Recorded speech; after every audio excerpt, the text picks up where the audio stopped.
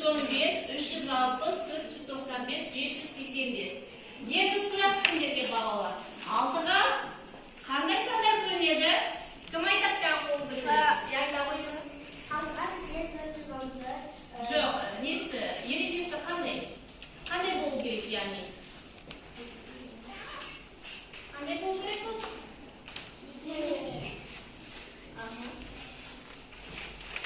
Айтады.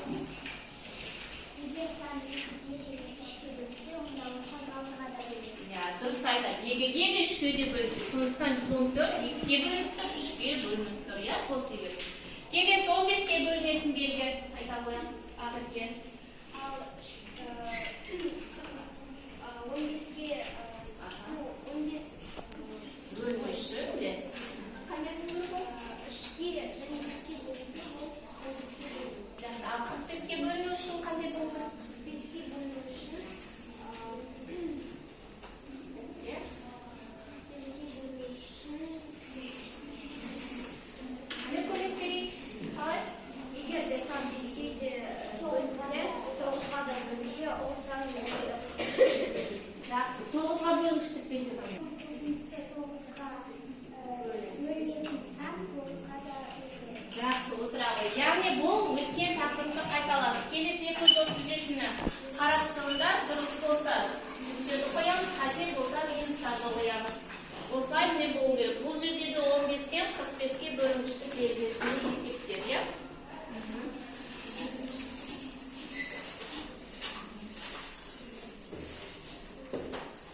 Кәне балалар, кімде барлығы дұрыс болды? Қолды көтерейікші, барлығы дұрыс болғандар.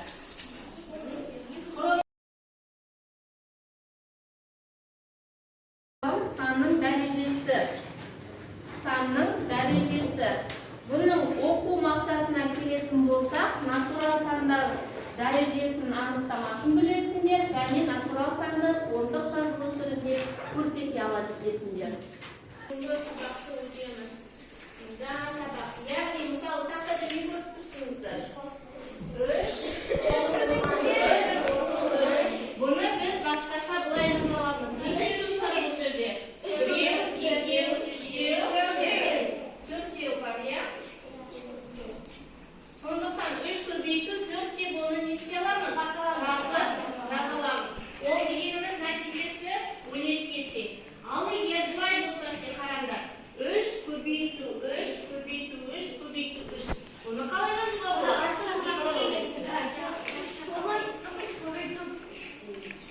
Біз мына 3-ті қосындысын 3-ке көбейткенге тең еді. Ал мұнда көбейту болса, естерінде сақтағанда бүгінгі жаңа тақырып, яғни ол дәреже ретінде жазылады. Бұлай жазылады, міне қараңыздар. 3-ті 4-ші дәрежесі үстіңгі жағына міне 4. Неше мынау? Неше рет көбейтіліп тұр деген сөз. Мысалы, мынау 4 рет көбейтіліп тұр ғой 3, иә өзіне.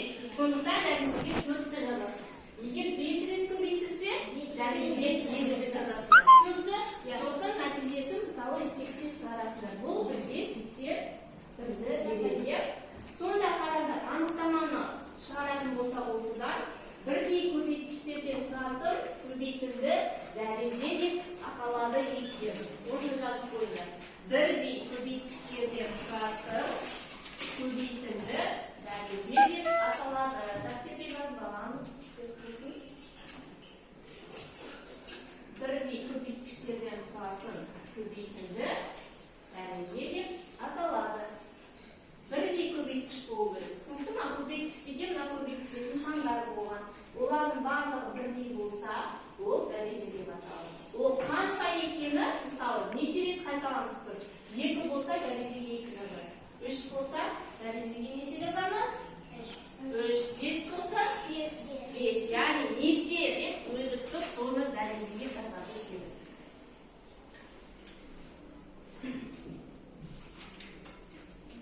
Анықтама болдық па?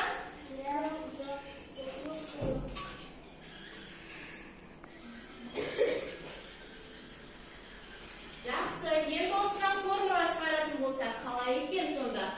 Мысалы, 3-тің орнына кез келген санды алуға бола ма? Мысалымыздағы. Кез келген сан болуы мүмкін. Яғни, оны А деп алайық.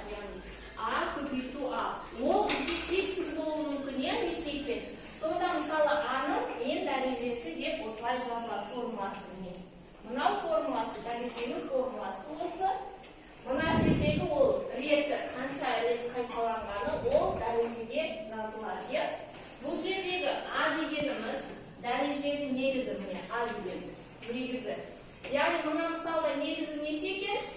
3. Ал үстінде тұрғаны ол дәреже көрсеткіші мына. Мұнда дәреже көрсеткіші 4 екен, түсінікті ме? Ал мына жерде шыққан несі дәреженің мәні деп аталады. Түсінікті?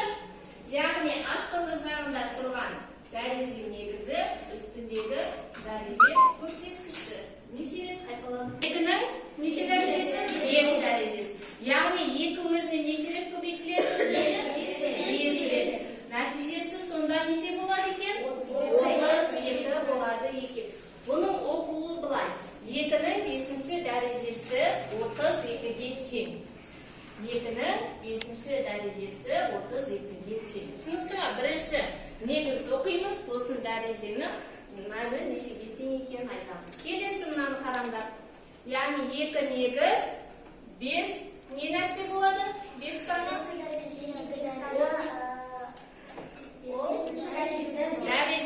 Дәреже көрсеткіші. Ал 32 нені білдіреді? Дұрыс айтасың, дәреженің мәні. Жақсы, өте дұрыс. Келесі мысалға қараңдар. Екінші мысалымыз. Бұны қалай оқиды екенбіз? 7-нің 2-ші дәрежесі.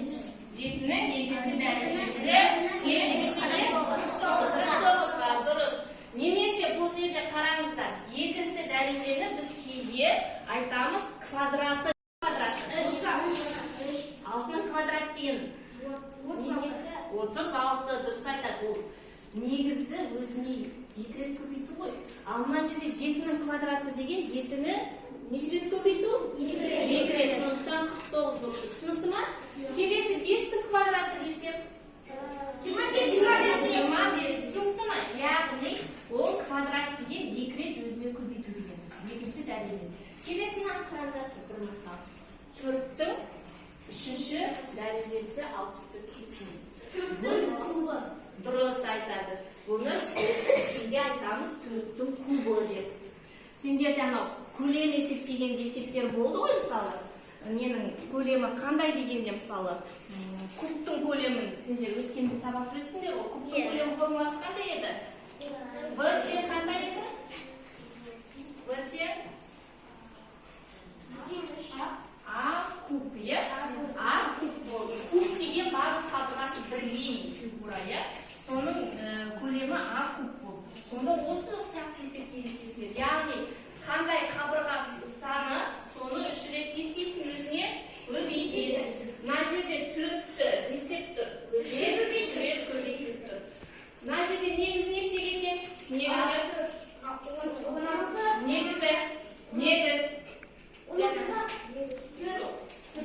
Негіз 4.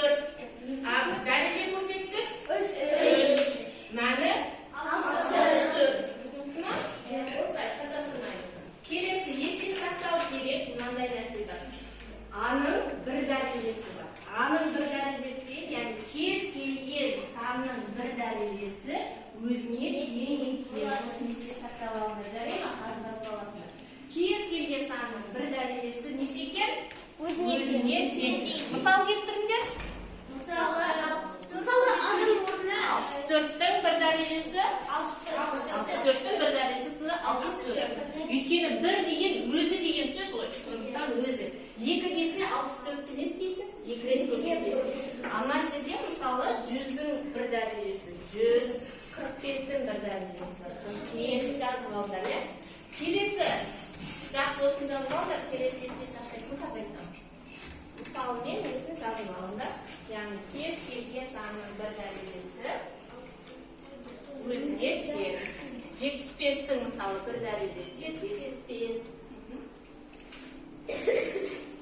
Осыны есте сақтап алайық. Ал егер дәрежеде бір емес басқа сандар болса, сол санды өзіне сонша рет естейсің. Көбейтесің сонша рет. 3 тұрса 3 рет көбейтеміз, 4 тұрса 4 рет, 7 тұрса 7 рет. Мысалға 990-ның 0 дәрежесі 1.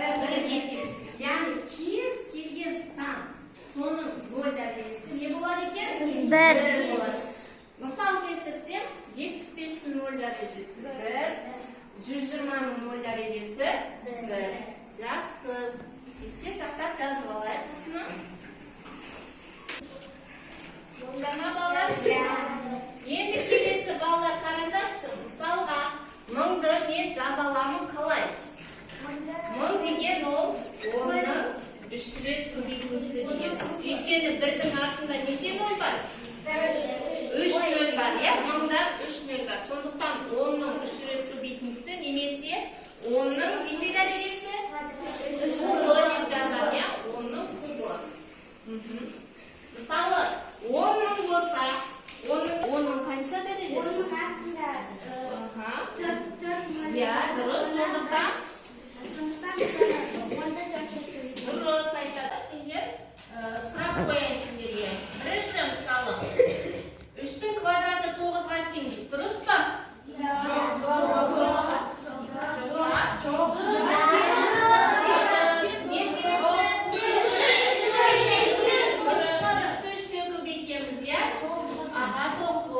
Екінің кубы 3-ке тең дейді. Келесі, екінің 3 дәрежесінің көрсеткіші 3 дейді. Көрсеткіші 3.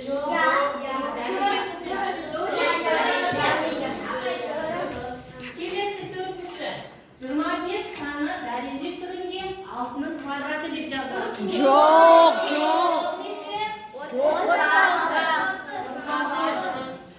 16-ны 4-тің квадраты деп жазамыз дейді. Дұрыс па? Келесі, 3-тің кубы 27 дейді. Өрнегінің мәні 3-ке тең дейді. Келесі, 9-дің міне көбейтіндісі, иә? Сол 9-ның 4 дәрежесі. Өйткені 9 6 рет көбейтіліп тұр, иә? Келесі қараңыздар. Мынаның нәтижесі 1 дейді. 1-ді өзіне 5 дұрыс. Яғни 1-ді қанша рет көбейтсек те өзіне тең болады екен. Жақсы ма? Келесі онда топпен жұмыс жасаймыз.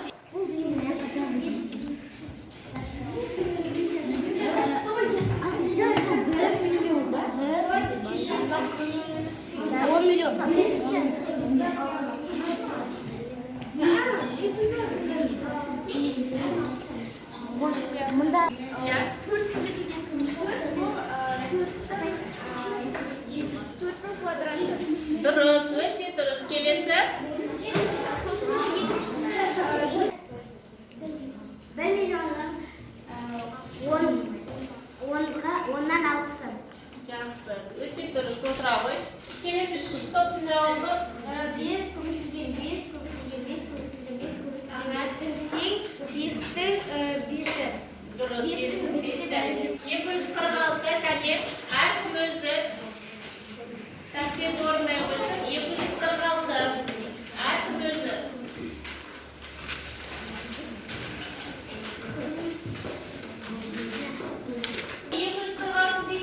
Балалар өздеріңізге қарап ұстап тексеріңдер. Яғни 2-ның квадраты неше екен? 3-тің квадраты 4-тің квадраты 5-тің квадраты 6-тің 7 49 8 9 81 10 2-ның кубы 8. Жұптық жұмыс 247 жандар балалармен қазір дәптерлерінде ауысасыңдар. Бірінші дәптер орындардан 247. Әркім өзі 247 дәптерге орындайды, сосын жұптарымен ауысын тексереді. Бұнда жақсы тексерейік балалар. Қараңыздар. Жауабымды бірінші 3-тің квадраты мен 3-тің көбейтіндісі қайсы үлкен? 3-тің квадраты. Дұрыс, міне балалар өздерің тексеріңдер. Келесі